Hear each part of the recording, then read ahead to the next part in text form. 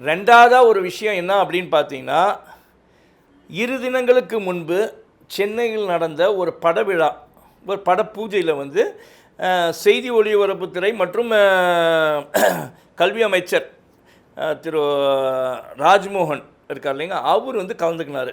அப்போ அவர் பேசும்போது ஜனநாயகனை பற்றிலாம் பேசினார். இதை பற்றி அமீர் அவர்கள் வந்து ஒரு கருத்து தெரிவிச்சிருக்காரு. ஏங்க, ஜனநாயகம் பேசுறதுக்கெலாம் நீங்கள் வந்து சாதாரணமாக இருந்தீங்க, பேசுனீங்க.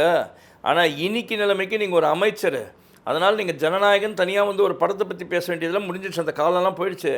இப்போ நீங்கள் பேச வேண்டிய ஒரு விஷயம் என்னன்னா, கரூரில் நடந்த சம்பவம். நீங்கள் என்ன சொன்னீங்க, அந்த 41 பேர் இறப்புக்கு காரணம் வந்து ஆளும் அன்றைய திமுக ஆட்சி தான் அப்படின்னு சொன்னீங்க.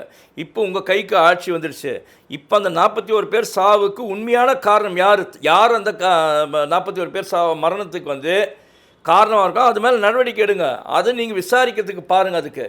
ஏன்னா இதுக்கு முன்பு வந்து அஇஅதிமுக இந்த ஆட்சியில் இருந்தபோது செல்வி ஜெயலலிதா அம்மையார் இறந்ததுக்கப்புறமா அந்த கோடநாடு எஸ்டேட்டில் உள்ளே இருக்க பொருள்கள் கொள்ளையடிக்கப்பட்டு அங்கே இருந்த காவலாளிகள்லாம் கொலை செய்யப்பட்டார்கள்.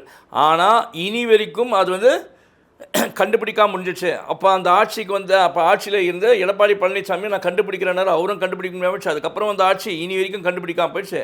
அதே மாதிரி இந்த கரூரில் மரணம்ல 41 பேர் மரணம் வந்து அதுக்கும் ஒரு பதில் இல்லாமல் போயிடும். முதல்ல இந்த மாதிரி கண்டுபிடிங்க, அதுக்கப்புறம் இந்த ஜனநாயகம் இந்த மாதிரி பேசுகிற இந்த சினிமா பேச்செல்லாம் இப்போ விட்டுருங்க. நீங்கள் அது வந்து உங்கள் கட்சி தலைவர், அதை பற்றி விட்டுருங்க அப்படின்ற மாதிரி ஒரு பேச்சு சொல்லியிருக்கேன். ஆனால் அது உண்மையிலே ஏற்புடையதான பேச்சு தான் நான் சொல்கிறேன்.